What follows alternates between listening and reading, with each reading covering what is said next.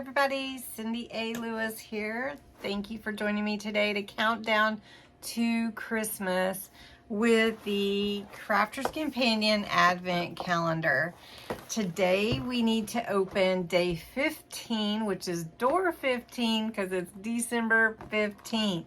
But I do want to show you yesterday's project. Yesterday's project was really fun, and it was actually a stencil of flowers. So I put white pigment ink on there and then some baby blue, and then I ended up putting some little pearls on the center, and that's what I made this dome card out of. So anyway, yesterday I didn't end up putting the pearls until after I filmed, so I thought, well, I would just show you today. So anyway, I like how it turned out, and it does add a lot more to have the flowers on the sentiment.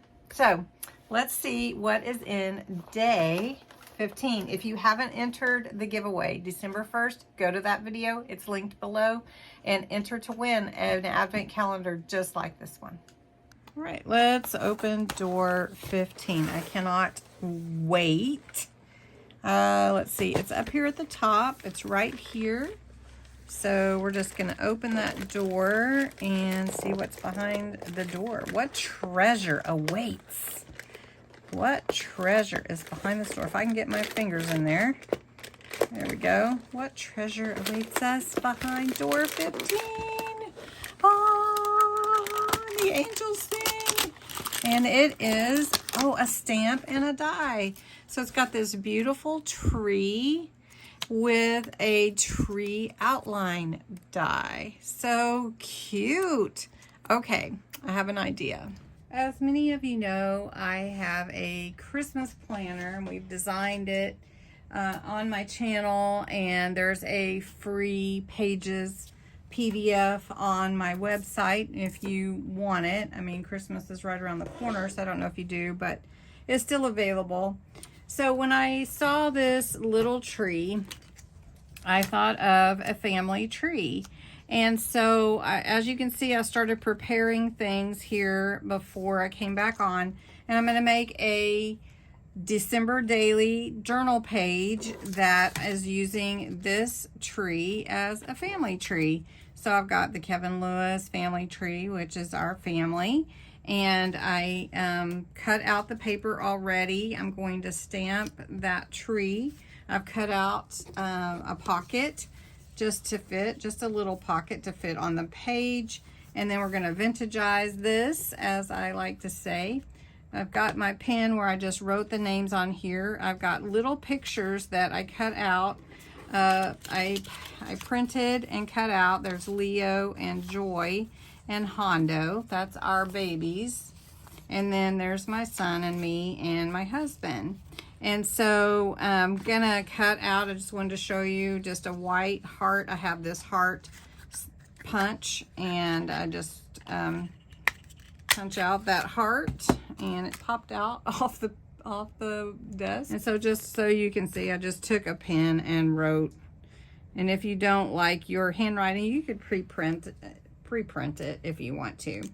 Also, the stamp came with an outline die. So we're going to stamp this on, and then we'll finish putting this page together. I think it's going to look really good. And I have some ribbon and some vintage, backgrounds and stuff. So we'll see what we end up using. But first, I'm just going to pull this aside so I don't mess anything up.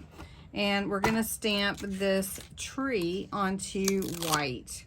I do like to use the low-tack tape whenever I want to make sure that the die doesn't move. So I have some low-tack tape. Some people like to use washi. That's fine. You don't want it to pull anything off, so I just put it on the edge of parts that's not going to be part of the design. I'm going to just put it in my MIDI folder and cut that out. Okay, so we'll see how that cut out. It looks like it cut out really nice. Very nice. I am going to, however, go ahead and vintagize my pages, or my page, like I told you a moment ago. I like to make it look older. So I just go around the edges with some cocoa dye ink or a brown dye ink. It makes it look a little bit older, and you can kind of see the difference there.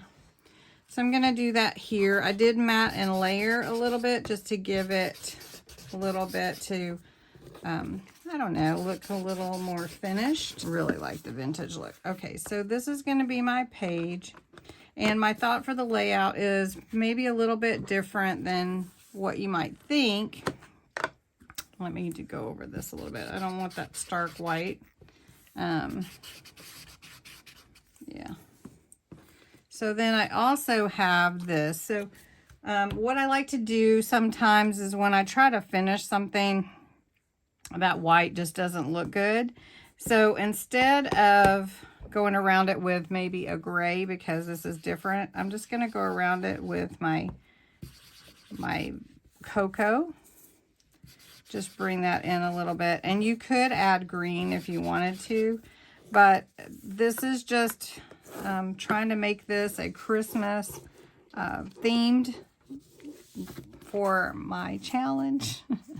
So I'm going to put Kevin Lewis Family Tree here. And then we're going to put the tree. I don't know if that stands out enough there. I may have to move it to the side. I was trying to decide what to do. Let me think about that. So I did look at it and decided that I do need to matte and layer the tree for it to stand out on the paper better. So I'm going to put this down with some matte and layer it. Basically, I'm going to matte it with this green that's, you know, all over the page here, and just put it on here like this. And I did go around the edges, if you were wondering. And then that's going to stand out better. Now, one thing that I do sometimes and don't do sometimes is I put a, raised, make it raised with 3D foam. And I think for this one, I am going to do that with this tree, because it's really what the page is going to be about. So I'm just going to put these on here. I just had the little ones right here, so I'm going to just do that. Okay, so I did also raise this, and I'm going to pull it up a little bit. Let me pull this down just so I can kind of measure that.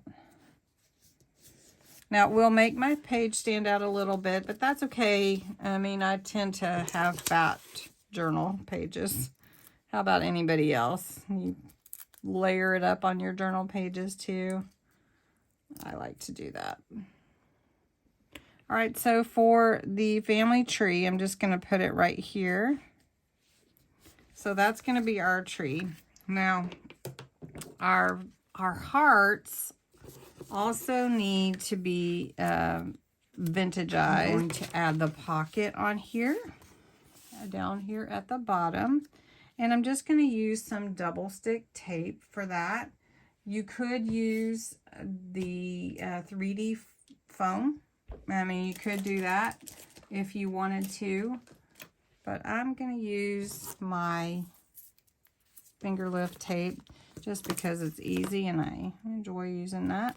Finger lift tape is double stick tape that you can just tear. So you don't, it's just easy. All right. So pull that aside.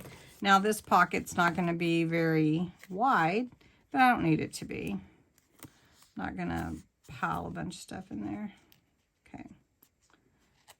Now, all right.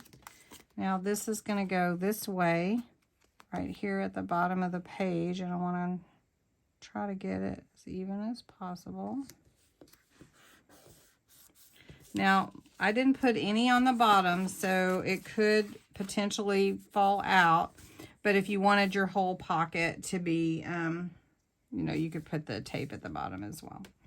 So I think mine are going to be okay. In here, I'm going to put my pictures. So it'll be all my family pictures. And because the pocket's not too wide, it's going to fit just fine. And we'll do this. Let's see. Let's do the puppies and the kitties in the back. And we'll put the family, the fam, in the front like this. Okay. So then I'm going to glue on, say Blake here, and Cindy and Kevin here. So I'm just going to take a little glue and adhere these on. Now you could use the 3D, and however you want to do that. So try to get that as even as we can. And just we'll put Hondo towards the middle at the bottom because we got him after we've had the kitties. So put him here. All right. So that's my idea. You could continue to work on the page. I have these, but I decided not to use those. I think they'd be pretty. This is also some fun decorative holly that would go really great with this page. So let's see. I actually think it would be better to punch a hole and instead of glue it, but I could just glue it, and I think that would look okay right there. So we'll just put some glue on here. I've got my hot glue here. Just put some on there, and we'll just put this here. Give it a little more 3D look. I could glue those leaves down too. And then I have some ribbon. So it's always fun to put ribbon on your page. I think maybe over here on the side. So let me cut that. And so that's what I am going to do with the little tree from today's door. Let that glue dry, and I made a journal layout for my December planner daily, and I put all of our pictures. This is our current little family. So anyway, that is that. So let's look at door 16 and see how big that door is. All right, December 16th, door 16. I cannot even believe that we're that far in December. But anyway, it is right here. What do you think's behind this door? Given that 15 was a Stampin' Die, I'm thinking that 16 might be a Stampin' Die too. Let me know what you think. Thanks so much for watching and joining me counting down to Christmas with the Crafter's Companion Advent Calendar. I hope you enjoyed my use of the tree this time. I just want to keep adding to it, but I'm not going to add any more. Thank you so much for participating in this countdown. If you're interested in a giveaway that I'm doing to give away one of these advent calendars, go to the December 1st video, which is linked below, and go over there, enter to win. It's going to be great fun, and somebody is going to win an amazing set of dies and stamps and all kinds of treasures. So I hope you enjoyed this video, and come back tomorrow. Thanks. Bye-bye.